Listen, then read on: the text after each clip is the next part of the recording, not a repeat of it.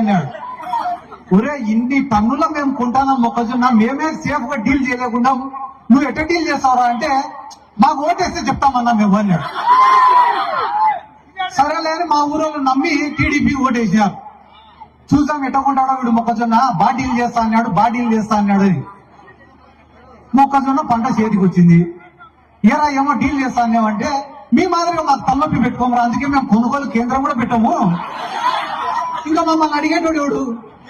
ఇప్పుడు కొనుగోలు కేంద్రం పెడితే లారీ కావాలని అడగాల, పురికోసలు కావాలని అడగాల. కొనుగోలు కేంద్రమే పెట్టకుంటే ఫోన్ చేయాల్సిన అవసరం కూడా లేదు. ఆ పక్క రాష్ట్రంలో ఉన్నారు తెలంగాణలో, వాళ్ళు కూడా కొనుగోలు కేంద్రం పెట్టారు, కానీ మన సారు పెట్టడం లేదు. ఏంది సార్ మా రైతుల పరిస్థితి అంటే ఒకే ఒక పరిష్కారం, మీకు బాధ వస్తే మందు దాయి పడుకోండి. అంతకుమించి మీరు ఏం మాట్లాడినా నిన్న మొన్న గ్రామాలలో కోళ్లను పొట్టేళ్లను కోసినప్పుడు కేసులు పెట్టి లోపలేస్తారు. హింసను ఒప్పుకోడంట చంద్రబాబు నాయుడు. ఆయన మాత్రం పుష్కరాలకు మేము 30 మందిని చంపొచ్చు, ఇదే గుంటూరు జిల్లాలో ప్రకాశం జిల్లాలో బహిరంగ సభలు పెట్టి 100 మందిని చంపొచ్చు, అవేం తప్పలేదు. కానీ పాపం గ్రామంలో ఎవరైనా కూడా ఆదివారం వచ్చింది చికెన్ తిన్నామని చెప్పి కోడికి వస్తే, కాబట్టి వీళ్ళ అహంకారాన్ని అన్ని కూడా ప్రజలు గమనిస్తున్నారు. ఎందుకంటే నేను పెద్దగా చెప్పను, ఒక చిన్న ఉదాహరణ చెప్పాను. జగన్మోహన్ రెడ్డి అంటే వీళ్ళకి ఎంత భయం అనేది.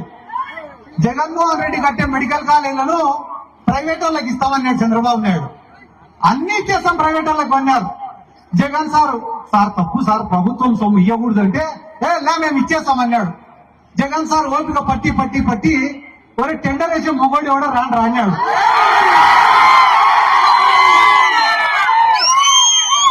అసలు చంద్రబాబు నాయుడు మానం జాతీయ స్థాయిలో పోయింది. వాటిని ప్రైవేట్ పరం చేయాలని టెండర్ వేస్తే కనీసం ఇంట్లో పనిచేసేటోడు కూడా పోలేక టెండర్ వేసేదానికి. పాపం తలకాయ ఎక్కడ పెట్టుకోవాలో తెలియక మళ్ళా ఈరోజు సంక్రాంతి సంబరాలు ఏంటన్నది ఆవకాయ ఏంటది,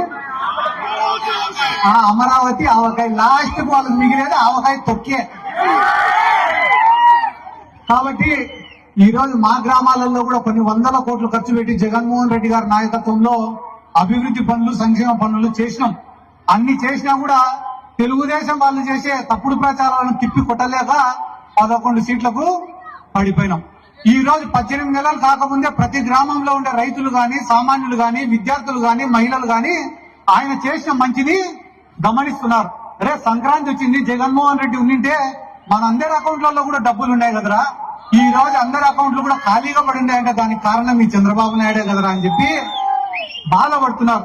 కాబట్టి ఇటువంటి తరుణంలో అన్నా చంద్రశేఖర్ అన్న వచ్చి ఫోటోలు దిగిన వాళ్ళందరినీ కోటేసినా గెలుస్తా ఉన్నా. మళ్ళా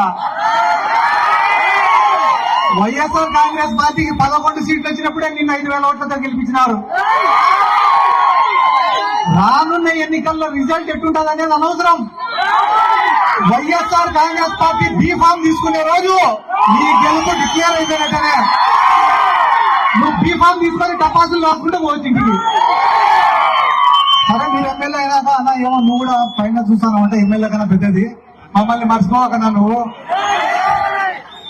మేము మా వాళ్ళకి అడుగుతాం, మాకేం అడగం. మేము ఈ రోజు ఇంత ప్రేమగా ఆహ్వానించిన ప్రతి ఒక్కరికి పేరు పేరున నా శిరస్సు వంచి నమస్కారాలు తెలియజేసుకుంటూ ఎల్లప్పుడూ మీ ప్రేమకు రుణపడి ఉంటామని కూడా